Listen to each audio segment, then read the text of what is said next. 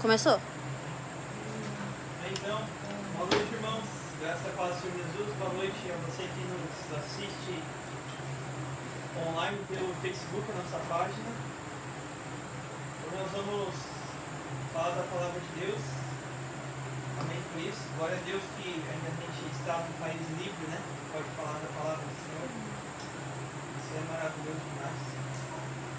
Irmãos, então, essa semana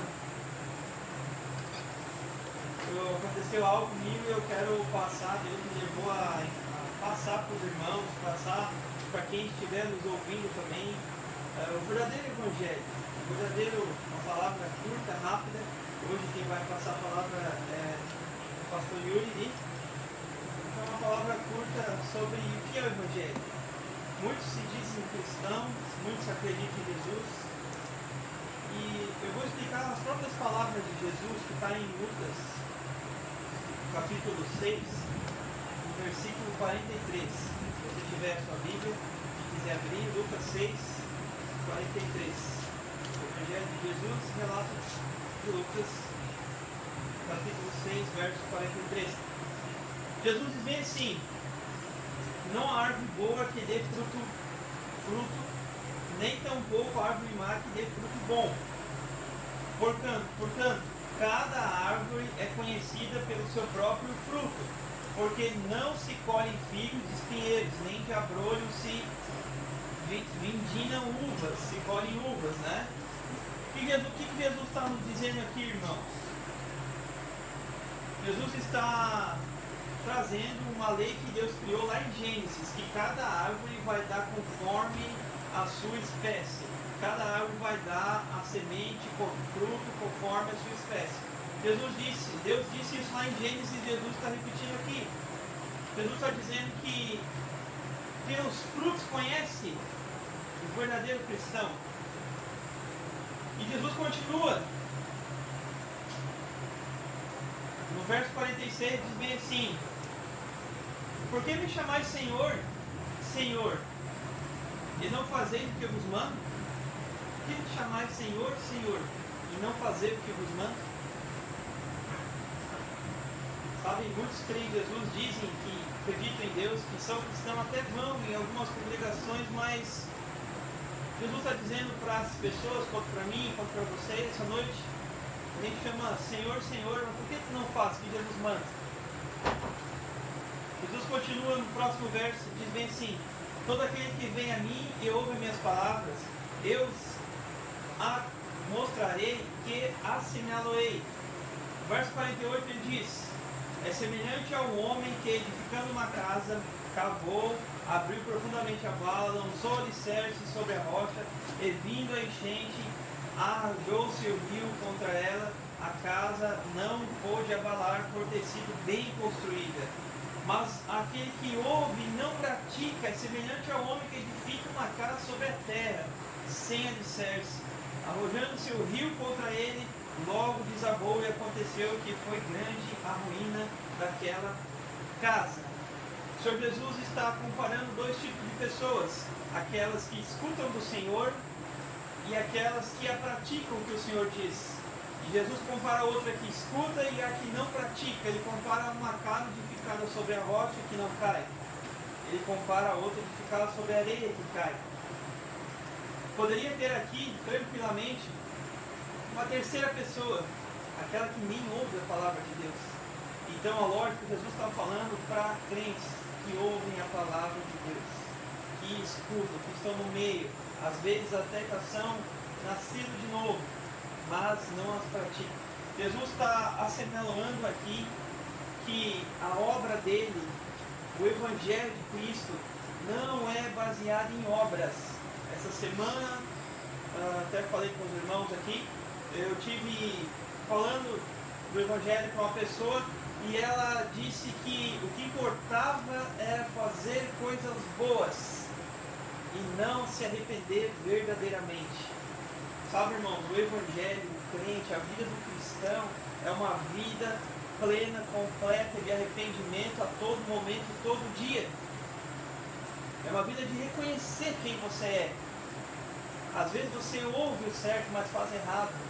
Mas você tem que se arrepender disso. Sabe? Então a vida cristã é uma vida de arrependimento, irmão. Paulo diz que o Evangelho da Graça é o único e verdadeiro Evangelho. Em Gálatas diz que não existe outro Evangelho, é o Evangelho de Cristo.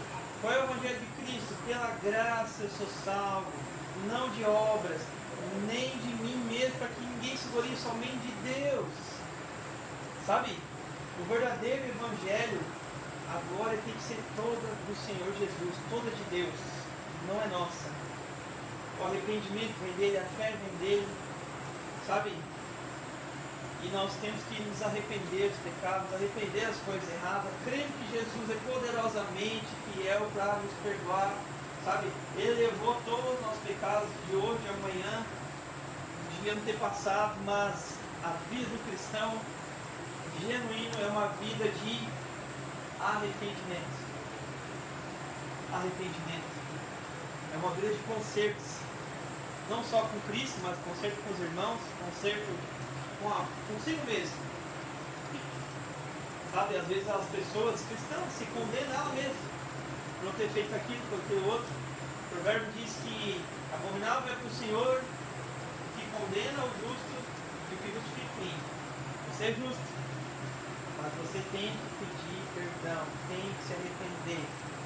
Sabe, irmãos? Então, o final que eu quero esboçar é que ninguém vai ser salvo por obras, ninguém vai ser salvo por ajudar alguém, ninguém vai ser salvo por levar um pão para uma pessoa, ninguém vai ser salvo por isso. Isso é coisas boas, é maravilhosa, isso mostra a bondade do coração humano, mas isso não mostra a glória de Deus. E Deus não aceita a vida de homem. Deus quer glória para Ele. Então Deus exige que se arrependam-se dos seus pecados e convertam-se a Cristo sem obras de merecimento. A salvação não vem por obras, as bênçãos não vêm por obras de Deus. Você precisa de uma bênção financeira, a glória vai ser do Senhor, a bênção vai chegar, a glória vai ser tua. Talvez chegue, mas vai demorar um pouco mais. Sabe, irmãos, então quero concluir aqui o que o Senhor Jesus nos ensina nessa parábola. Ele diz bem assim: chamai Senhor, Senhor, e não faz o que eu vos mando. O que Ele manda? O que Ele manda? Ele manda você buscar somente pela justiça de Cristo, qual Paulo diz que não há outro evangelho. Os Gálatas, Paulo xinga eles: tão depressa vocês estão se desviando do verdadeiro evangelho, a qual não há outro, senão o evangelho da graça de Cristo. Esse é o único e verdadeiro evangelho. O que salva o homem é o evangelho da graça, a justificação pela fé. É uma vida plena, completa de arrependimento. Você ouviu as palavras do Senhor hoje? Você é um homem que edifica sobre a rocha? Então, Jesus te chama a ser, cada dia, cada vez mais parecido com Ele. Amém? Amém? Vou chamar o irmão Yuri aqui, então, que ele vai ministrar a palavra para vocês. Amém, gente? Bem, irmãos, estava acompanhando os irmãos aqui, passando o link pelos irmãos que estão em casa. Caiu uma chuva aqui em Capão, alguns irmãos não puderam vir. E hoje eu vou falar sobre a perseverança dos santos, a invencível perseverança dos santos. Né? Obviamente, o que é a perseverança dos santos? Os santos perseveram. Né? Algumas pessoas preferem, porque perseverança dos santos parece que a pessoa ela faz uma força em dela, né? Para ela continuar na fé ou perseverar na fé. Mas outro termo muito usado é preservação dos santos ou a segurança eterna também. Eu preferiria a preservação dos santos, né? Mas perseverança dos santos não é enganoso, antes é real, embora na nossa experiência como cristão nós podemos experimentar as duas coisas, tanto o fato de Deus nos fazer perseverar, quanto o fato de Deus nos fazer nos preservar. Eu chamaria de armas da direita e da esquerda, tanto faz, né? Armas defensivas e ofensivas, que são as promessas de Deus também na Bíblia. Não entendo, né? Promessas de que Deus vai fazer o perseverar e promessas de que Deus vai me preservar. Tudo alinhado com o propósito de Deus, Deus ser conforme a imagem de Cristo. Antes de falar sobre a perseverança dos santos, nós temos que mudar a ideia do que é salvação, em primeiro lugar. Salvação é tomada muitas vezes como você simplesmente sendo livre do inferno, mas isso é simples. Se Jesus foi punido no meu lugar na cruz, então resolvido, né? Foi punido no meu lugar, então eu não posso mais ser punido de novo. Mas a salvação não implica só isso. A palavra bíblica, a palavra para salvação, tanto no Antigo Testamento quanto no Novo, significa libertação, livramento, prosperidade e várias outras coisas. Então a palavra salvação, ela não significa apenas ser salvo do inferno, mas ela abrange tudo que é a salvação, e principalmente em uma coisa. A palavra salvação significa restauração. E a Bíblia diz que nós somos predestinados, nós somos escolhidos para a salvação, segundo Tessalonicenses 2,13, e predestinados para sermos conforme a imagem de Jesus Cristo. Então a salvação está ligada com a conformação, ou vamos chamar de conformação, a transformação do crente na imagem de Cristo. Por quê? Porque o homem foi criado originalmente em imagem de Deus, e agora Deus, salvando o homem, está transformando ele na imagem do seu filho. Quando eu era nem pré-adolescente, eu tinha 12 anos, estava sentado num sofá, deitado, e eu, vou morar no céu, que legal, né? Só que eu nem tinha nascido de novo, só conhecia a Bíblia. Então, eu sentei, mas eu vou ver por toda a eternidade. E eu comecei a entrar em desespero. A eternidade para mim se tornou um desespero. Um abismo dentro de mim se criou. Eu vou ver para sempre, nunca vai acabar. E eu entrei num desespero sobre aquilo e eu quase fiquei maluco. Então, meu pai veio depois, conversou comigo, pai, eu estou desesperado para a eternidade. Eu fiquei pensando, nunca acaba, e eu me senti vazio. Então, quando eu nasci de novo, eu recebi a vida do Espírito, então eu entendi o que era salvação. Para mim, salvação era só viver para sempre, claro. Mas então eu entendi que a salvação é ter a presença de Deus, ter o Espírito Santo, a vida de Deus dentro de mim, e ter comunhão com Deus e uma alegria eterna de comunhão, de reconciliação com Deus. Então eu consegui entender que eu poderia passar toda a eternidade experimentando essa comunhão com Deus. Então eu percebi que a salvação ela não significava aquilo que eu pensava quando eu era criança, mas ela não atingia apenas o tempo de vida que eu iria viver sem uma punição eterna, mas a ontologia e a minha própria existência, o meu próprio ego, o meu eu, o ego mesmo, que seria então encharcado pela presença de Deus e estaria mergulhado na presença de Deus por toda a eternidade, me deleitando em Deus. Então a salvação ela é a nossa conformação com a imagem de Cristo, ela é a vida eterna que nós recebemos. Mas a vida eterna ela não é só, como a gente está vendo aqui, prolongar uma vida física, mas Jesus diz assim, Ele é a vida eterna, Ele diz assim, vocês permaneçam em mim e eu permanecerei em vós, então vocês vão dar muito fruto. A vida eterna é eu permanecer em Cristo e Ele em mim. Eu permaneço nele e Ele permanece em mim. Ele permanece em mim e eu permaneço nele. A vida eterna é isso, Ele é a vida eterna. A vida eterna que Ele nos deu e a vida eterna está em seu Filho.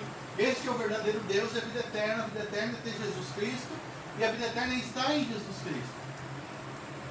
Então, os reformadores, principalmente o João Calvino, vai dizer que a vida eterna é a união do cristão com Cristo.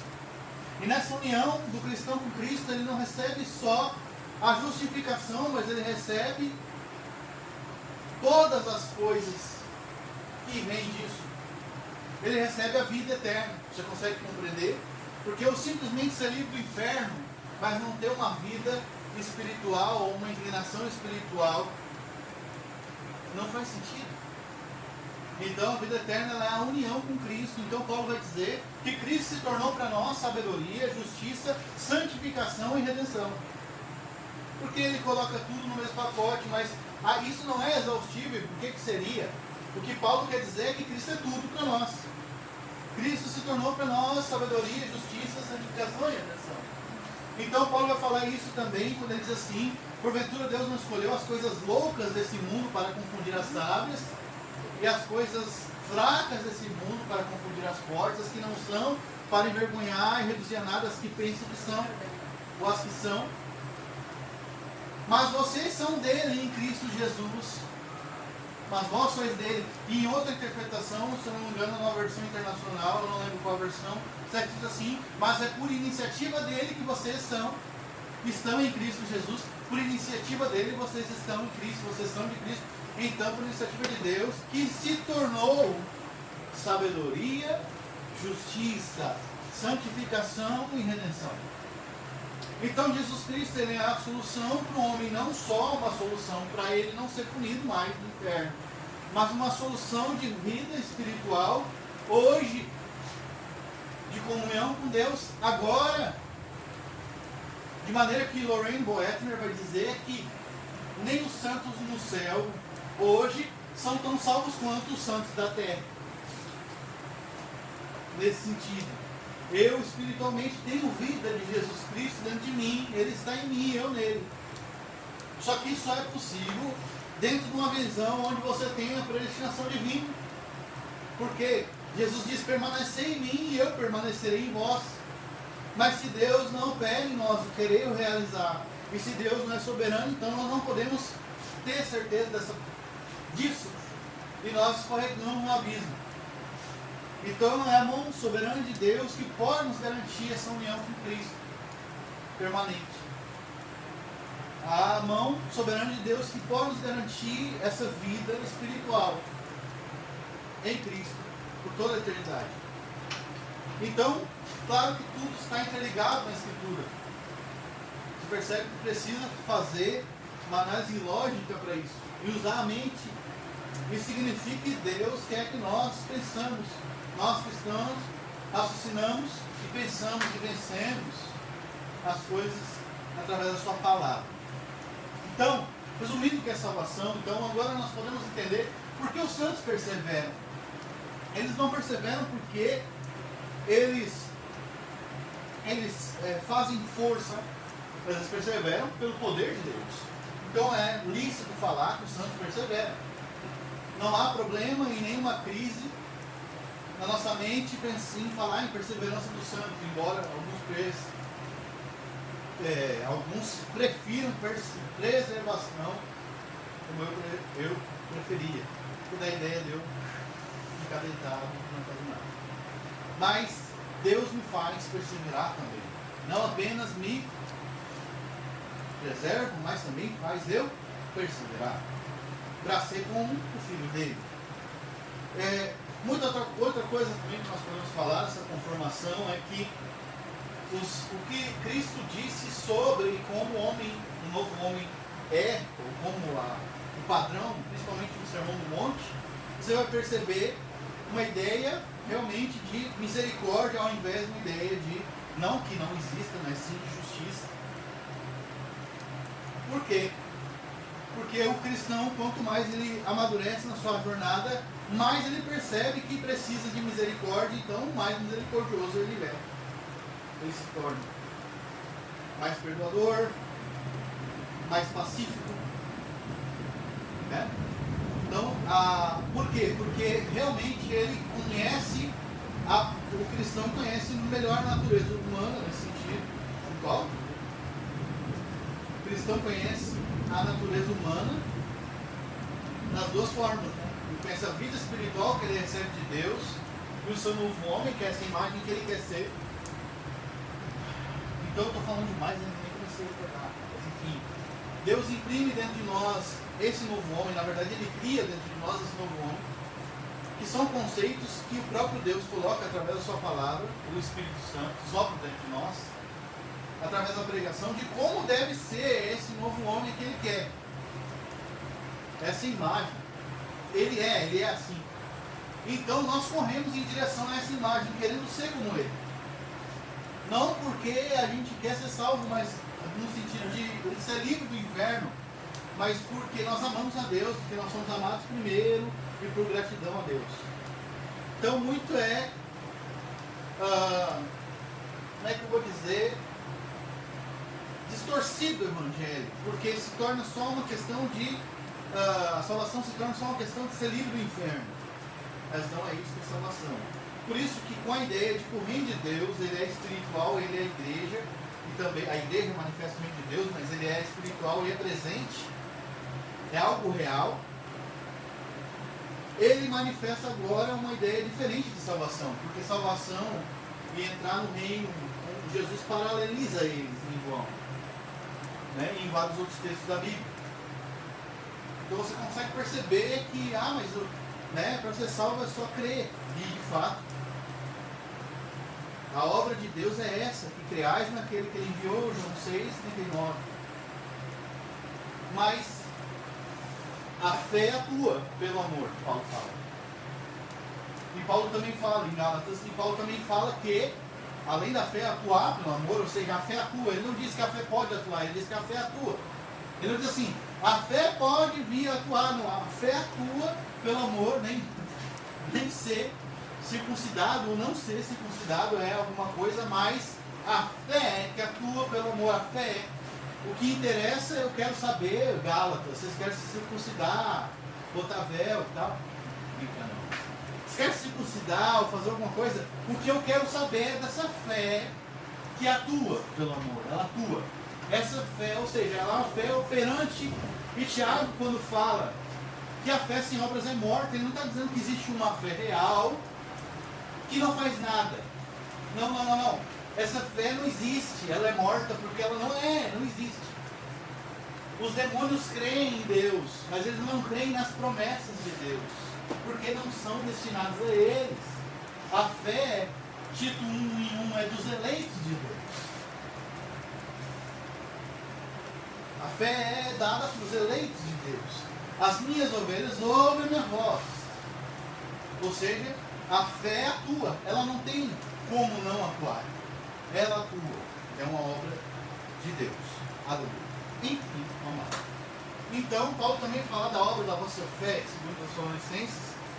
A obra da vossa fé. Mas o que eu estou falando aqui? Sobre a perseverança dos santos. E por que não começar com a fé? Porque termina com a fé. Então nós vamos ler Apocalipse, capítulo de número. Vamos começar o capítulo de número 2. Apocalipse de número 2. Vou ler trechos da carta de Jesus às 7 igrejas. E nós vamos perceber duas coisas aqui. Eu não vou ler todas as cartas, não é esse o objetivo, então. Eu vou ler os trechos onde Jesus faz promessas e ameaças e coloca condições e vocês vão perceber uma coisa comigo. Apocalipse capítulo 2, versículo de número, vamos ler do 5.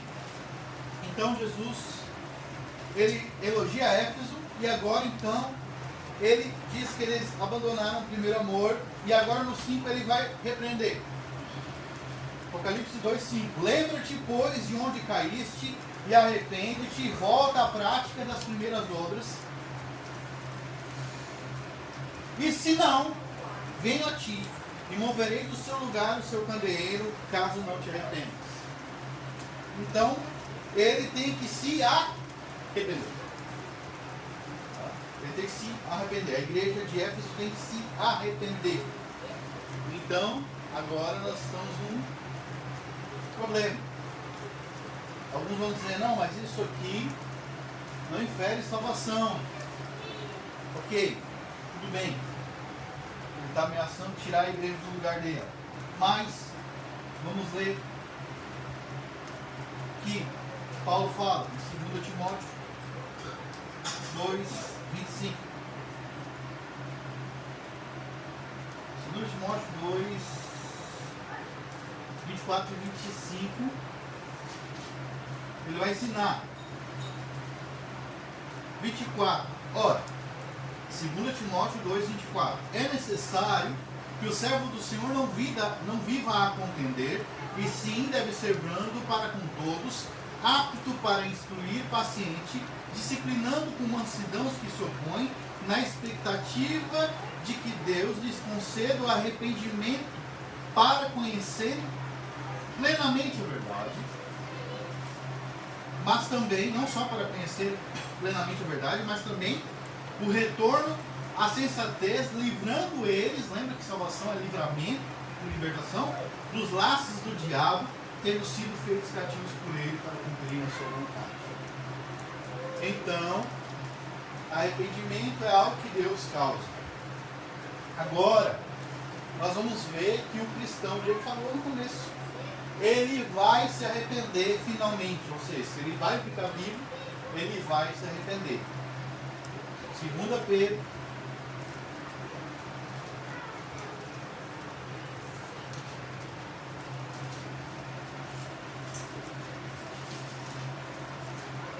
3.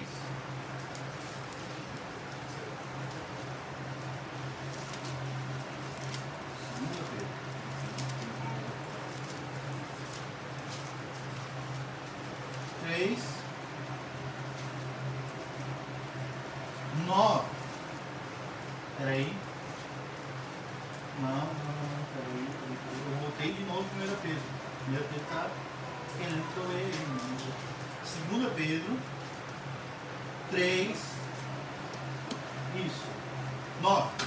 Não retarda o Senhor a sua promessa, como alguns a julgam demorada, pelo contrário, ele é longânimo para com quem? A igreja.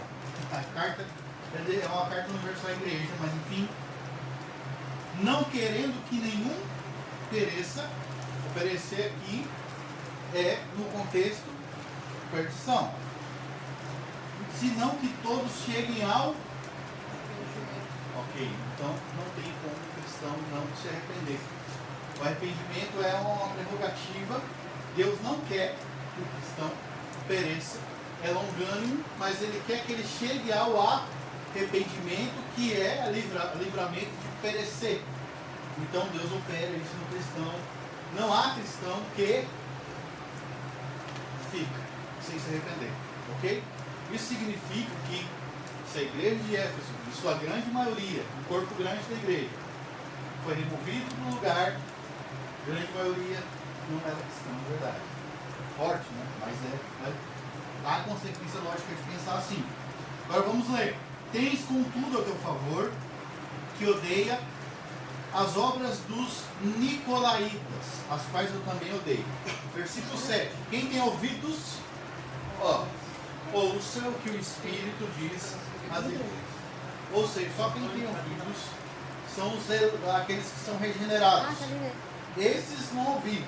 Ao vencedor, que a promessa é para quem? O vencedor. Ao vencedor darei que se alimente da árvore da vida. Mas quem se alimenta da árvore da vida no livro de Apocalipse são todos os salvos. Então não existe crente que não seja. Você está entendendo a lógica, a ligação?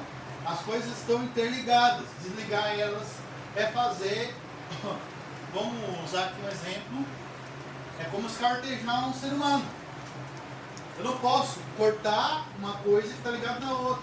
Quem vai comer a árvore da vida? Quem vencer? Mas lá todos os crentes comem. Consegue compreender? E o vencedor come. Então são todos que se encontram no paraíso de Deus. Que são os... Depois de Apocalipse você vai ver aqueles que não foram para o inferno. Consegue compreender? Não existe distinção. Não existe crente que não se arrepende, crente que não perdoa, crente. Não existe isso. Consegue perceber? Agora vamos lá. O vencedor, então guarde essa palavra, vencedor. Guarde isso até o final dessa primeira exposição aqui. Ele vai comer da árvore da vida. Ok. Depois a carta de Esmirna. Ele vai falar aqui: não temas as coisas que tens de sofrer. Eis que o diabo está para lançar na prisão alguns de vós, para ser disposto à prova. E tereis tribulação de 10 dias. Então a igreja de Esmirna, então, Jesus diz, Jesus elogia ela. Né? Vamos ler, a igreja de Esmirna é bonita. Ó. Ao anjo da igreja de Esmirna, versículo 8, escreve: essas coisas diz o primeiro e o último, que esteve morto e tornou a viver. Conheça a tua tribulação e a tua pobreza, mas tu és rico. E a blasfêmia dos que a si mesmos se declaram judeus e não são, sendo antes sinagoga de Satanás. Não temas as coisas que têm de sofrer. Eis que o diabo está para lançar em prisão algum de vocês, para ser posto à prova, e tereis tribulação de 10 dias. Ser fiel até a morte e dar-te-ei a coroa da vida. Algum cristão salvo nega Cristo diante da morte? Não. Jesus diz o quê? Que aquele que me negar diante dos homens, o que eu vou fazer? Também vou negar diante do meu Pai. Consegue perceber? Não existe cristão que não obedece, que não ouve a voz de Jesus. Não existe fé sem obra. Não existe. Entendeu? Não existe. A salvação não é por obras, mas a fé, ela não está sozinha. Vamos lá. Quem tem ouvidos para ouvir, que ouça o que o Espírito diz às. O vencedor de modo nenhum sofrerá o dano da. Quem sofre o dano da segunda morte do Apocalipse? Todo mundo que vai para o inferno. Então a promessa não pode ser uma promessa só para uma elite dentro da igreja, que faz obras porque é melhor. Todos os crentes devem ser fiéis até a morte. Não existe esse negócio de crente que não é fiel até a morte. Consegue perceber como o negócio é mais sério do que você pensa? As coisas são sérias. Então, mas ali a promessa é para quem? O vencedor. Ok. Igreja de Pérgamo. Por que eu estou fazendo isso? É mostrar o que é perseverança dos santos. Portanto, vamos de novo ali, ó, igreja de Pérgamo. Ali é uma prostituição muito forte que tinha ali dentro, tá? E tinha uma pessoa aqui que é chamada de Antipas. Tá? Vamos ler desde o 12. Ao anjo da igreja de Pérgamo escreve: essas coisas diz aquele que tem a espada afiada de 2 gumes. Conheço o lugar em que habitas, onde está o trono de Satanás, e que conservas o meu nome, e não negastes a minha fé. Olha só. Ainda nos dias de Antipas, minha testemunha, meu fiel, o que foi morto entre vós, onde Satanás habita. Essa igreja primitiva foi martirizada. As pessoas morriam por causa da sua fé. Elas morriam, elas eram cristãs de verdade. Elas davam a vida pelo Evangelho. Elas morriam. Tem até um louvor antigo que a minha mãe cantava lá na Assembleia de Deus, que era: eu sou a semente do sangue dos irmãos que morreram cantando, para levar o Evangelho de Cristo. Eles iam sofrendo, morrendo, e de Cristo falando. Eles se escondiam em cavernas, eles se escondiam em vários lugares, eles fugiam, eles eram açoitados, eles eram perseguidos, eles sofriam. E Paulo fala que por muitas tribulações é necessário nós passarmos para chegarmos no reino de Deus. Salvação não é um brinquedo. Ela é algo que recebe, mas é algo que gera obra, gera fruto, gera mudança na nossa vida. Mudança de posicionamento de fé. Mas que besteira, para que tu vai fazer isso? Que coisa! Como tu é legalista? Salvação gera isso, ela gera crítica de pessoas dizendo que você é legalista. Porque você ama Cristo. Porque você quer ser parecido com Ele. A sua fé se inclina para isso. Não é legalismo, é a vida que o próprio Deus colocou dentro de nós. Ela se inclina para as coisas maiores, não para as coisas desse mundo. Então, ele vai dizer aqui, Tá? Vamos lá para o 16. Portanto, arrepende-te, se não vem a ti sem demora, e contra eles pelejarei com a espada da minha boca. Quem tem ouvidos para ouvir, que ouça o que o Espírito diz às igrejas. Ao vencedor, dar-lhe-ei o maná escondido, bem como lhe darei a pedrinha branca, e sobre essa pedra branca escrito um novo nome, o qual ninguém conhece, exceto aquele que o recebe. Agora, o que é receber um novo nome? O que o teu nome significa? Pensa, o que o teu nome significa? O que o teu nome carrega? O que eu sou? Quando Moisés pergunta para Deus, qual é o teu nome que Deus diz? O nome carrega a nossa identidade, quem nós somos. Então, essa pessoa recebe um novo nome, ou seja, uma nova identidade. O que é o ser nova criatura? Consegue perceber? Não existe bem-estar. Não existe. É uma fábula. Consegue entender? É uma fábula. Não existe crente carnal. Não existe. Paulo, quando fala aos Coríntios, vocês são carnais, ele só pega essa frase, mas ele diz, porventura vocês não são carnais e não andais segundo os homens. O que ele está querendo dizer com isso? Olha, vocês estão parecendo com os ímpios. Estão parecendo com carnais, com pessoas que não têm o Espírito Santo. Ele está usando uma forma de falar para mostrar para os coríntios quanto eles estavam errados na sua forma de pensar. Consegue compreender? Ok, vamos lá. Pérgamo então, pronto. Tiatira.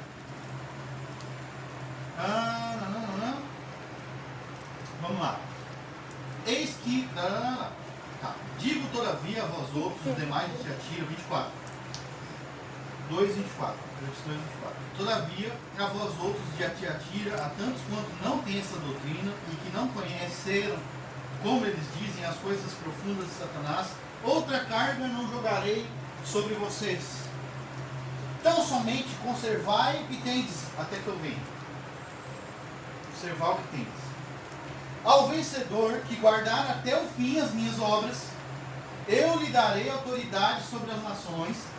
Presta atenção. E com cetro de ferro as regerá e as reduzirá em pedaços como se fossem objetos de barro.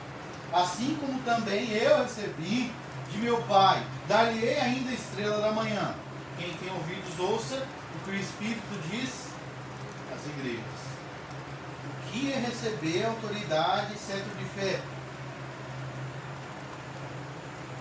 Quem é que tem autoridade em um governo? Rei. Quem é que tem um cetro? Rei. Consegue compreender? Quem é que é rei e sacerdote?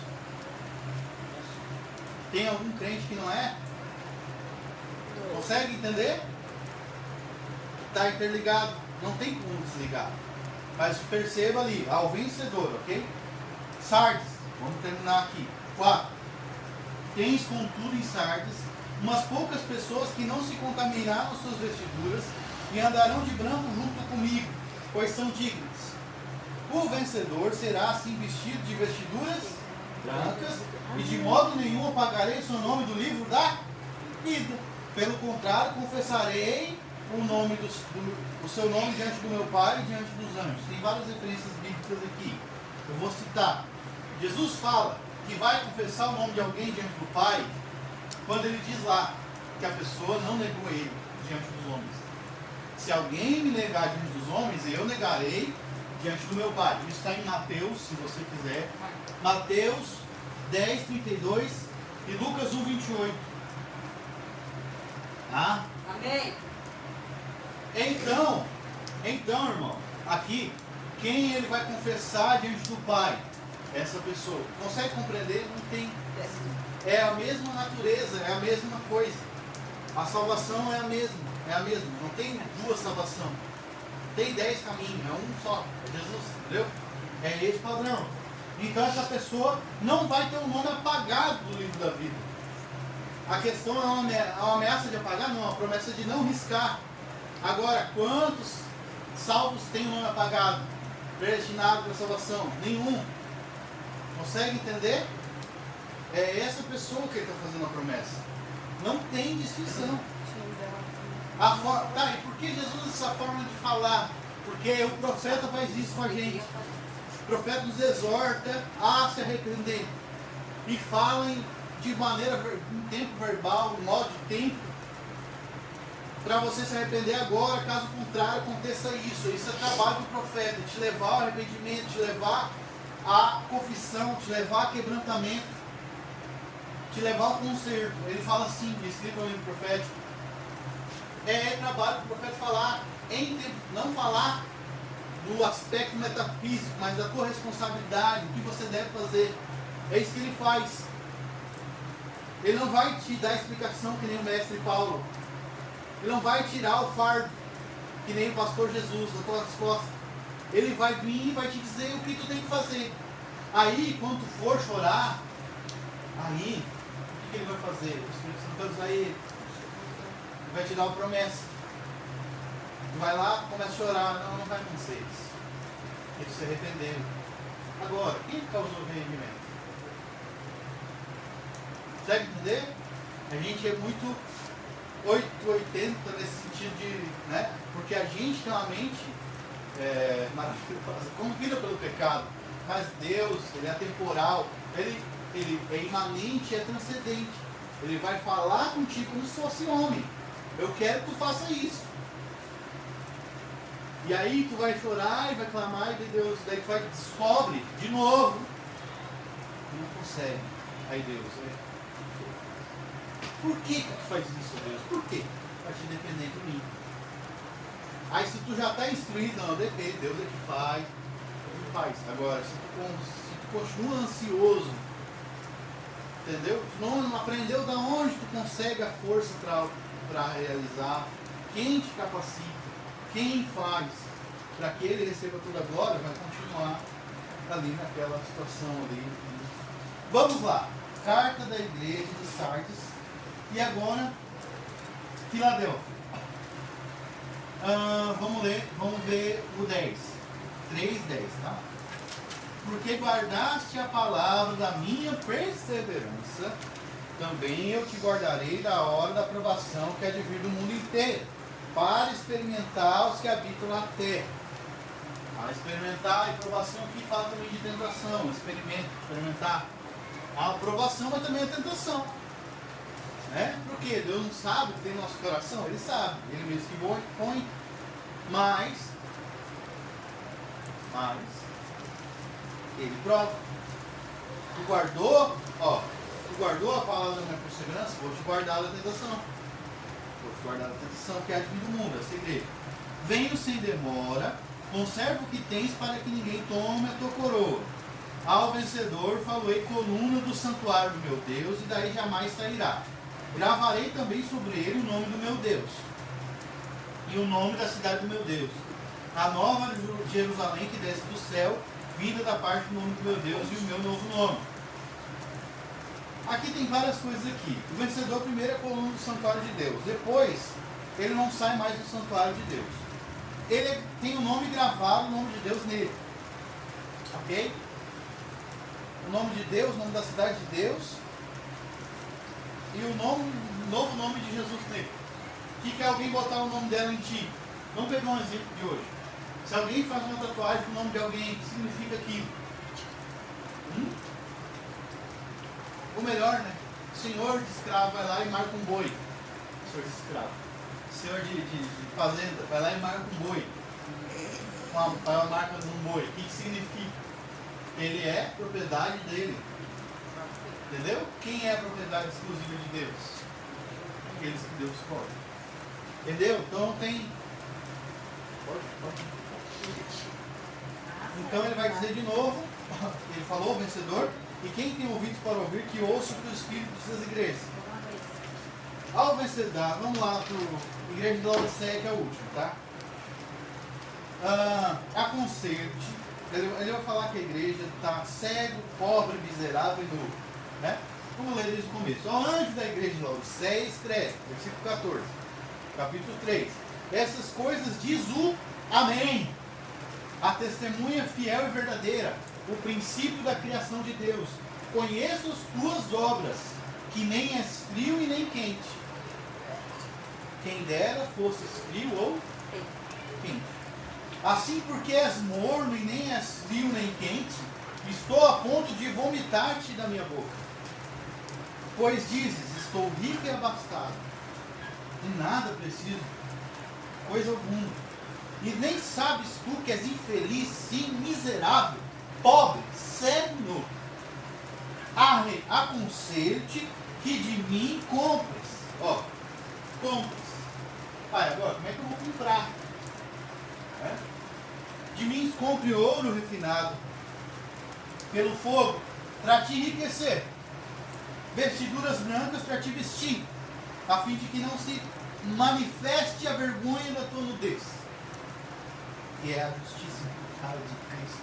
E colírio para ungir os teus olhos, te ver, a fim de que vejas. Eu repreendo e disciplino a quem amo. Sê, pois, zeloso e arrepende. A carta é para o anjo, viu? Eis que estou à porta e bato. Se alguém ouvir a minha voz, abrirá a porta, e abrir a porta, entrarei em sua casa, cearei com ele e ele comigo. Para quem é essa carta? Para ímpio? Para quem? Para a igreja. Eu estou na porta da igreja. Não estou falando do coração de alguém. Eu estou na porta da igreja. Eu quero entrar. Vocês não deixam. Porque vocês são bons. Vocês são tão bons que me botaram lá de fora da igreja. Vocês não precisam de mim. Vocês são ricos. Entendeu? Vocês não sabem de onde vem o poder de vocês. Vocês não sabem de onde vem a riqueza, o ouro, tal. Vocês acham que não, vocês são cegos, pobres. Vocês trancaram a relacionamento comigo. Eu quero entrar. Se alguém aí ouvir a minha voz, eu vou cear com ele, com essa pessoa. Consegue entender? A igreja estava morta, não era morna.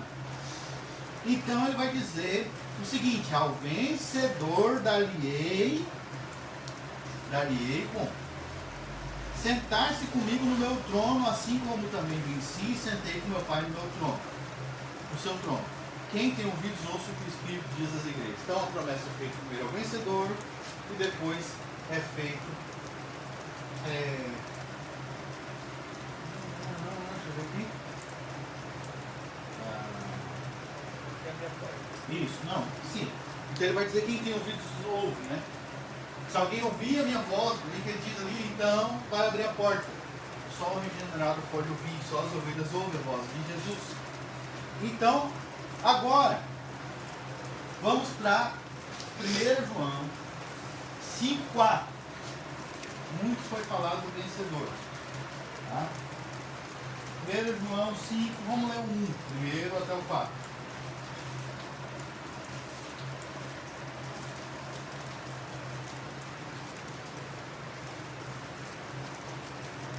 João, 1 João 5,1.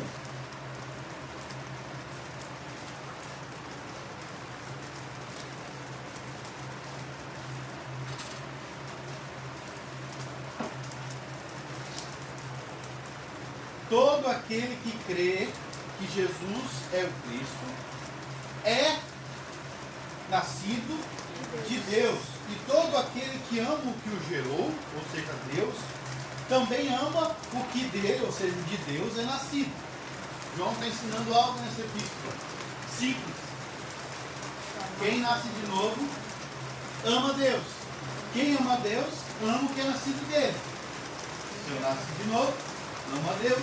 Se eu ama Deus, ama o filho dele. Se eu nasci de novo, ama Deus. Tá. E a lei? A lei é o quê? A lei é para te amar Deus e o próximo. O resumo da lei. Esses dois fundamentos resumem toda a lei. Então, quem é nascido de Deus, o que faz? Ama e também ama Deus e ama o. Né? Nisso conhecemos que amamos os filhos de Deus, quando amamos a Deus e praticamos seus mandamentos. E são esses dois. Porque este é o amor de Deus, que guardamos seus mandamentos. Olha, os seus mandamentos não são penosos. Ai, como é difícil. Difícil não, que nasceu de novo. É difícil por quê? Bem? Não é perigoso. Jesus diz, meu pai já leva meu jugo, é claro. Não é difícil. Só se tu vem. Por quê, mano? Porque é amar o próximo, perdoar ele e viver arrependimento e conversão. É isso. Ser cristão é isso. Tem outra coisa mais. Inventa um monte de técnica e método, não sei o que. Mas ser cristão é isso aí. Porque esse é o amor de Deus. 4. Porque todo que é nascido de Deus vence o mundo. Ó, o vencedor não vai herdar tudo que Jesus falou. O que é nascido de Deus vence o mundo. O que é o mundo aqui na carta de João? A concupiscência dos olhos, a concupiscência da carne, a soberba da vida e tudo que tem no mundo. E tudo que tem no mundo é o diabo, o inferno, o pecado. Entendeu? O velho homem e tal. Então vence tudo. O vencedor vai herdar o quê? Tudo que Jesus falou em Apocalipse. Quem é que vence? Aquele que é nascido de Deus vence o... Acabou, mano. Entendeu? Perseverança dos santos. É isso aí. Vence o mundo. Essa é a vitória que vence o mundo. A nossa... Acabou. Entendeu? É isso aí. É fácil. Dizer Deus me ama. Né? Também, basicamente. Deus me ama, então eu amo o próximo, eu amo a Ele. Eu amo a Deus porque Ele me ama primeiro e amo também. Não tem como perder. Talvez a nossa fé. Quem é o que vence o mundo, senão aquele que crê ser Jesus o Filho de Deus? Você crê que Jesus é o Filho de Deus? Então, Oh my God. consegue entender? Quem realmente crê vai ter obra, não tem como desassociar. É que nem querer fazer uma... espartejar ali, separar o corpo, separar, entendeu? Não tem como dividir. Porque a fé vai atuar pelo amor. Deus me ama, então, se Deus me ama tanto, eu tenho que amar a Deus. E também tenho que amar o próximo. Então, o jeito é amar o próximo, não amar o próximo. Entende? É uma obra de Deus, não nossa. Deus opera em nós isso. Criar gradativo, não é uma coisa feita no mundo. Né? Mas é simples, parece ser até fácil demais. Né? Mas é que nem João disse, os mandamentos de Deus são penosos. Então, esse é um resumo básico sobre perseverança dos santos e vai ajudar a desmistificar algumas coisas. Eu vou ler algumas coisas aqui que eu já tinha escrito, tá? Então, o John Bunyan escreveu um livro, olha aqui, lembrei, escreveu um livro Peregrino que faz a jornada do cristão. E muito ser criticado, já vi pessoas criticarem o John Bunyan. Ah, o Peregrino tem aquele saco nas costas, fica ali com aquele saco. Não, ele não leu o Peregrino direito. Porque o Peregrino tem aquele saco da condenação nas costas até chegar na cruz. Depois da cruz, aquele saco cai dentro de uma sepultura. E o peregrino vai livre, não tem peso mais. Câmera. Hã? Então, o peregrino, ele vai... O que aquele saco é? É a condenação dele. A condenação, o pecado, a culpa. Como é que eu vou escapar da ira de Deus? Essa é a pergunta do peregrino. Ele vivia na cidade da destruição. Então, Deus vai destruir a cidade. O John Bunyan era um puritano. Ele exprime muito bem o pensamento puritano, calvinista, de como eles pensavam que funcionava a vida cristã. Então, o John Bunyan, ele vai escrevendo no livro que o cristão, que é o nome do personagem, ele tinha esse saco nas costas depois que leu o livro. Antes de ler o livro, ele não tinha condenação. E Paulo fala que se eu não conhecesse a lei, eu também não conhecia o que era pecado. Mas quando o John Bunyan se reparou com a ira de Deus, poxa, apareceu um peso nas costas dele agora. Eu não quero essa punição sobre a minha vida. E agora como que eu vou escapar? Entende? Então o peregrino vai. Então tem várias partes ali. Primeiro ele passa pelo pântano da desconfiança. Naquele pântano, isso exprime a perseverança dos santos. Que vocês pensam. Então ele vai. Só que quando ele vai, dois amigos vão atrás dele, que é o obstinado e o volúvel. Em algumas traduções é obstinado e volúvel, outra eu não lembro mais. Enfim, então o obstinado e o volúvel vão atrás dele. Outras traduções de volúvel tem outro nome, agora eu não lembro mais. Tá? Aí eles vão, aí o obstinado quer trazer ele de volta. Aí ele não vai, o obstinado vai embora. Não vou atrás de ti, loucura desse livro. O volume tá bom, não vou. Aí quando chega da primeira dificuldade, o pântano eles começam a afundar, o peregrino que está com o saco nas costas, o cristão, começa a afundar mais. Aí o que acontece? Porque ele está com peso, ele pede pro volume para ajudar ele. Não vou sair daqui, porque me trouxe para a morte. Cadê a bênção que tu disse que ia ter quando a gente chegasse lá? Me evangelizou dizendo que ia ter rua de ouro e não sei o que. Vai aqui, ó, dando esse pântano. Não, vou embora. E o volume sai e vai embora. Vai embora, flexível, volúvel, né? Essa é a tradução de alguns. Aí o cristão tá lá, vai morrer no pântano da desconfiança. Aí um cara chega pra ele, dá a mão pra ele, chamado auxílio, e tira ele do pântano. Aí o cristão pergunta pra ele: nossa, mas que pântano difícil. Daí, tá, mas tu não ouviu que no caminho ali? O Senhor daquela terra que prometeu a salvação, ele mandou os mestres dele vir colocar umas pedras para te pisar. E que pedra é essa? Que pedras são essas? As promessas. As promessas são as pedras que o cristão pisa quando tem desconfiança, dúvida. Então, quando ele está com dúvida, o que vai fazer perseverar? Promessa. Deus prometeu, não vai mentir. Então, a base da perseverança dos santos é a promessa de Deus. Esse é o raciocínio. A promessa de Deus. Se Deus prometeu, eu tenho como sair da situação. Não importa o quão difícil seja a situação, a minha fé, ela abraça o que Deus disse. Deus prometeu me salvar, vai fazer. Deus prometeu me curar, vai fazer. Entendeu? Deus prometeu, vai fazer. Então ele sai daquela dificuldade, passa pelo pântano da desconfiança, abraçando as promessas de Deus. Então esse é o primeiro raciocínio. Depois, o cristão ele passa por uma porta estreita, vai, um monte de coisa. E aí ele encontra o sábio segundo mundo que manda ele para sair do caminho, que não era para ele ter saído do mundo. Ele sai, nem todo cristão de vez em quando dá uma banda, né? Onde não deve. Então ele vai para um lugar que é a cidade lá onde tem um cara que é sábio, a cidade da legalidade, lá naquela cidade o cara ensina para ele que ele tem que ser moralmente certo, tem que fazer isso, não pode andar com o carro sem documento, não pode fazer isso, não pode fazer isso, daí ele pega e começa a subir um monte. Aí ele, segue esse monte aqui. Então o monte simboliza o moralismo. E aí o peregrino vai tentar seguir o caminho pelo moralismo. E quando ele vai tentando subir a montanha, mais difícil vai ficando e os trovões começam a descer. Porque aquela montanha é a lei. A lei, ninguém consegue ser justificado pela lei e ninguém consegue ser aperfeiçoado pela lei. Só pela fé, não pelas obras. A fé em quê? Nas promessas de Deus. Deus prometeu, ele vai fazer. Ele eu quero querer realizar. E ele faz, ele acontece. Doutrina calvinista. É isso. Deus vai fazer.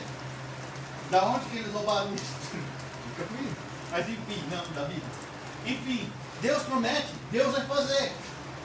A palavra de Deus diz. Então ali tem o selo do Espírito Santo. Então se houve uma pregação que tem o Evangelho, seu espírito começa a ficar forte. Se houve uma pregação de condenação, seu espírito enfraquece. Porque é um monte que tu não consegue subir nunca. Consegue entender? Então daí ele volta de novo para a promessa. Então realmente eu tenho. Só que a promessa, o cristão é o seguinte, realmente eu tenho que me arrepender, realmente eu tenho que me converter, realmente eu tenho que crer, eu tenho que fazer tanta coisa que eu não faço. Mas Deus prometeu para mim que vai fazer. Se Deus não fizer, eu não consigo. E aí ele chega, estoura a bolha, e ele chega na doutrina bíblica da perseverança dos santos de Deus. E aí ele descansa. Então é esse o básico. Ele continua o caminho dele. Aí ele chega já vou terminar. Ele chega num lugar. Naquele lugar, ele pergunta como é que é o nome dele. Aí ele diz, meu nome agora é cristão, mas antes ele era desgraçado. Meu nome é cristão. E aí ele encontra um amigo, chamado Esperança. Primeiro ele encontra um amigo chamado Fiel, se não me engano. Primeiro eu acho que é o Fiel. E o Fiel morre. Eles estão andando naquele caminho, ele chega, ele luta com Apolion, com o diabo, é legal. Ele vence tudo. ele é cristão mesmo. Então ele chega, Oh my God. né? Glória a Deus por esse batista, esse latoeiro, Giovanni. E então ele chega nesse lugar, e nesse lugar eles matam o amigo dele chamado Fiel. O amigo dele chamado Fiel, ele consegue escapar, mas ele acaba morto. E aí ele fica triste, daí ele vai, continua indo, e ele encontra um outro amigo chamado Esperança. E aí ele continua indo, e aí ele se desvia de novo do caminho, eu não sei porquê, eu não lembro por que acontece.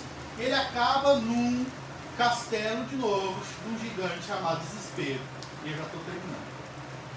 Nesse castelo desse gigante chamado Desespero, o gigante está lá e vai matando as pessoas. E ele se desespera, obviamente, né? Que é o livro do Desespero.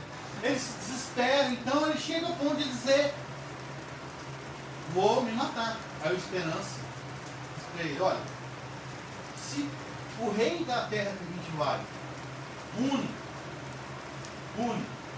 aqueles que matam os outros, quem vai fazer com quem mata a si mesmo? Né? E aí o que ele faz?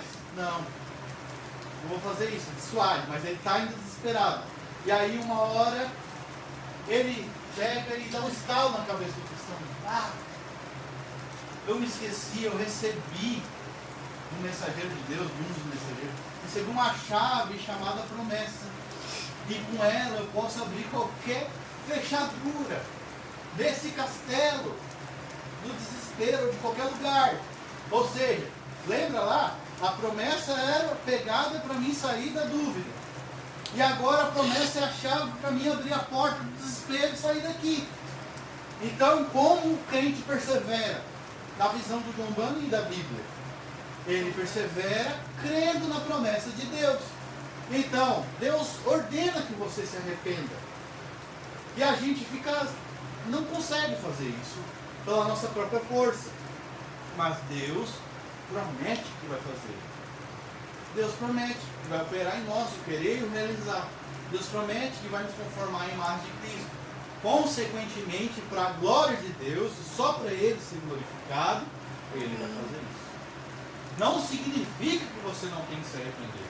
Não significa que você não tem que abandonar, vamos supor, o pecado de ficar vendo mulher na rua passar. Ou, vamos supor, um vício. Ou, vamos supor, qualquer tipo de pecado que você reminiscente em nós. Não, você deve se arrepender dele. Esse é o caminho. Jesus é o caminho. Jesus disse: as minhas ovelhas ouvem minha voz e me seguem. Conversão é mudar de caminho. Conversão é seguir. Arrependimento é mudar de mente. Primeiro muda a mente, depois muda o pé. Primeiramente muda, o pé vai atrás. A mente mudou, o pé vai. O que a mente? Errei, pequei, Deus está certo, eu estou errado. Eu não tenho como ser justificado pelas obras. Eu creio em Jesus, mas eu não vou mais fazer isso. Essa é a minha questão. É simples, não existe dificuldade. A dificuldade está, na verdade, A doença não está por crente. a dificuldade está na carne. A carne nunca vai se arrepender, não vai se corrigir, por isso que a questão vai ficar sendo jogada às vezes, né, pela carne. A carne tem que disciplinar ela. Deus opera com isso. Mas nós temos que fazer isso. Arrependimento, porque se for ver, toda disciplina ela tem o foco em nos levar de volta para o caminho, nos levar de volta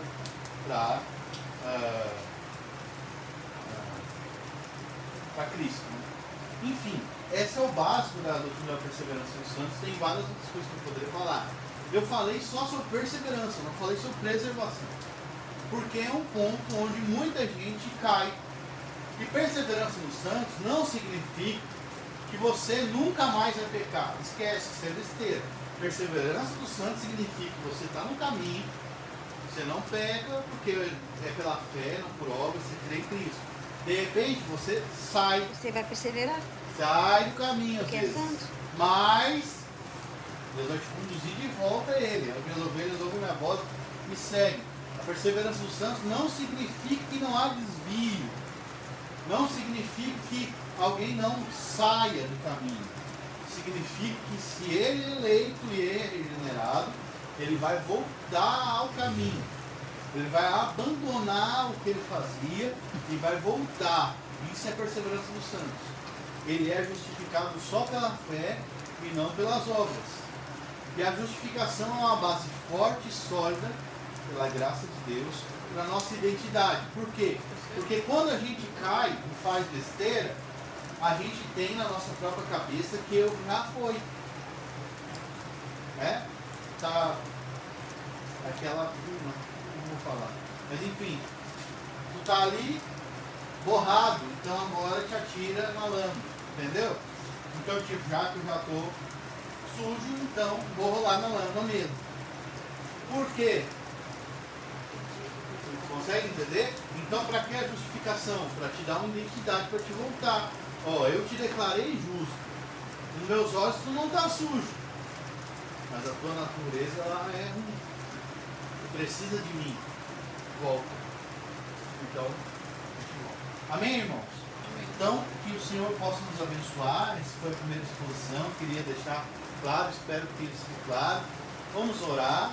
Obrigado, irmãos, por nos assistir. Nós estamos encerrando, nós vamos orar aqui entre nós. Deus abençoe você. Concluir? Amém? Vamos orar então.